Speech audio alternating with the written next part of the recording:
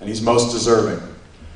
Ladies and gentlemen, please join me in welcoming to the Florida Boxing Hall of Fame class of 2013, trainer, promoter, and Olympic champion, Howard Davis Jr.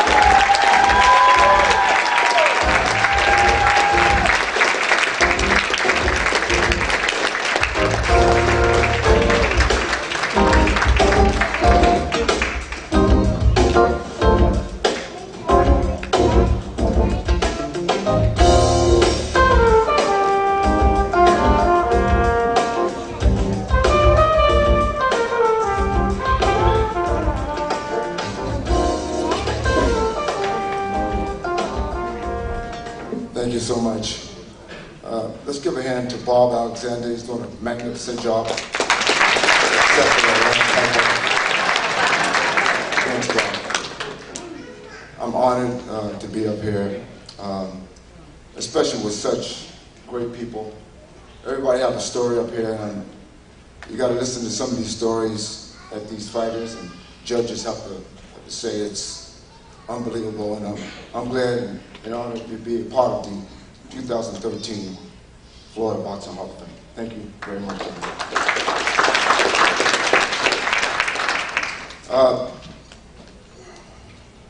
Before I get started, I have some bookmarks here. I want to make sure I'm thanking the right people. You know, there's a saying, you can't see the forest for the trees. And sometimes, when you think of that, there are people behind the scenes that are working tirelessly to put on a show like this. And you see all the lights and you see all the glitter here. But there's people behind the scenes that make this happen. So I want to give thanks to the people that, make this show happen. And they're doing a, fantastic job. And this is not easy to do, especially me being a promoter, and him, you can probably contest for that. This is not an easy job to do, so I want to thank some of these people. I want to thank the president, Walter Butch Flansburgh. A lot of you probably don't know his first name. I asked him last night, how'd you get the name Butch from Walter? Vice President Steve Canton, the medical advisor, Dr. Alan Fields, public relations, Rick Falstead, and last but not least, his wife, from what I heard, does all the work, Kathy Flansburgh. Thank you so much for putting such a great ceremony today. I have two families. My extended family is my boxing family, but I also want to thank my DNA family who came down, most who came down from New York to be a part of the ceremony. I want to thank my daughter, Tamika. Could you please stand up? Where are you?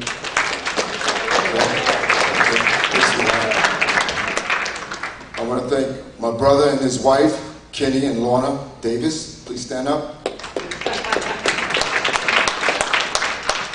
I want to thank my son, Dyer Davis, and his girlfriend. And congratulations, Dyer, on buying his first house. Could you stand up? My son is fighting next month, so we want to wish him luck. I want to thank my sister, Kathy, for coming. Stand up, Kathy.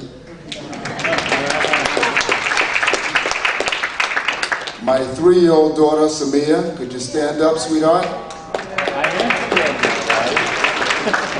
And last but not least, my right hand, my best friend, my wife, Carla Davis. Stand up, sweetheart.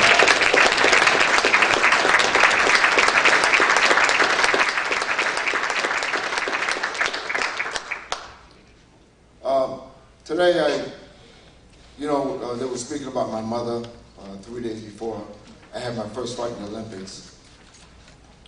That was a very difficult thing for me to do. And, oh, I forgot. Sam Cohen. How did I forget about you? Sam, God, I'm sorry, Sam. Sam and his lovely wife. I'm very sorry. Could you please stand up?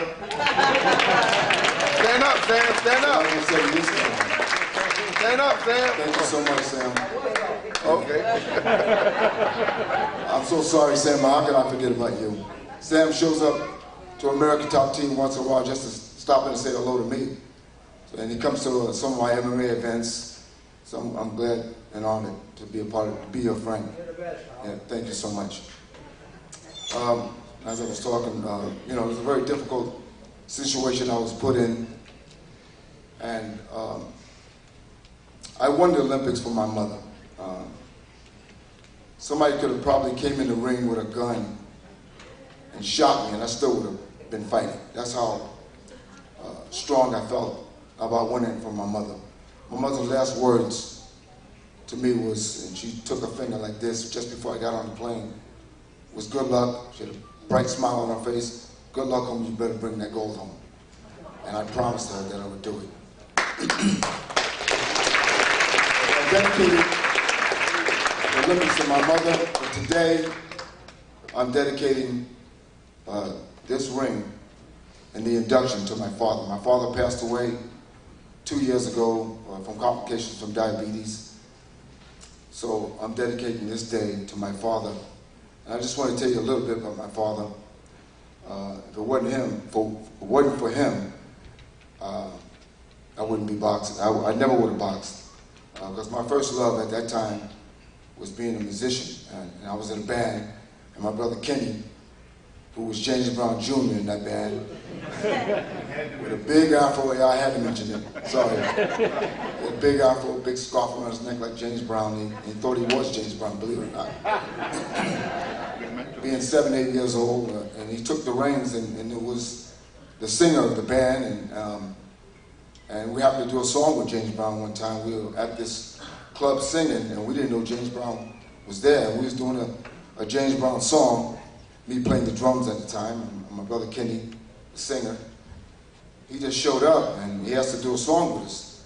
And, you know, he'd do his little dancing move, and my brother Kenny would mimic the dancing moves that he did.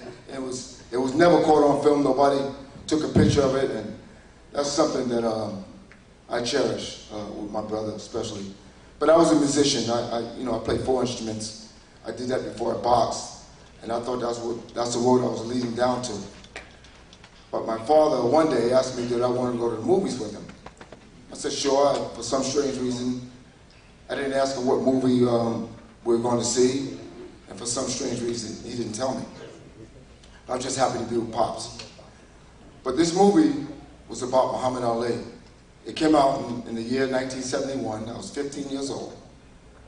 And the name of the movie was AKA Cassius Clay. And it was also known as Cassius Clay. But we all know him today as Muhammad Ali. And this was a documentary about his life. And this is just before he was making his comeback. And it was only in a few selected theaters around the country, and it just happened to be in my hometown of Glen Cove, Long Island. So I went to see the movie, and man, I was like, I could not believe what this man was doing and how he was talking. You know, those were the times where, you know, black people didn't talk like that, you know, and I just couldn't believe it. I was just stunned. So after leaving the theater, we're driving home, and I said to my father, I said, I want a box. My father, keeping his eye on the road, kind of looked at me and said, what? I said, I want a box. And he laid the ground rules for me. He says, go to bed early, eat right, and listen to what I'm saying. So the very next morning, we had a lot of hills in Glen Cove, and I never ran before. I got up at 4:30 in the morning, and I ran up and down the hills of Glen Cove, Long Island, and I did it every single day for 5 years.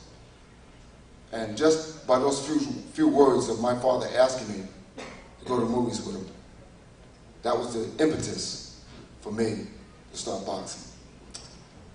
Now, my father was a master trainer, motivational, and a father to a lot of the kids in my neighborhood. I grew up in the projects. And back in the late 60s, early 70s, there was this drug called smack, commonly known as heroin. And my building was the cleanest building. Nobody sold drugs in that building. Nobody took drugs in that building because of my father. Everybody had the utmost respect for my father. And I can tell you one story which was told to me by my brother Kenny. And I heard about it through the neighborhood. My father was leaving the apartment, and a drug dealer asked him where he could get smack. So my father made it like he couldn't hear him. He said, "Would you ask me?" The guy got close. He said, "Where can I get smack?" Well, my father showed him where the door was by picking him up and throwing him down a flight of stairs. So the guy took off. The next day, my uncle came to the house, who was a police officer in Glen Cove, and asked my father, did he throw a guy down the stairs? So my father said, yes, I did. He said, well, that guy was a narcotics cop. That's who my father was. And my father had 7 Golden Glove champions, including me, myself, and my brother Kenny. And my brother Kenny turned pro, had 5 fights, undefeated, and then I think he thought this wasn't for him, so he became a police officer, which is safer, I think. That's a decision he made. But today I would like to dedicate this to my father. God bless him and my mother. They're in heaven now, hopefully smiling on me. Thank you very, very much, and God bless everybody.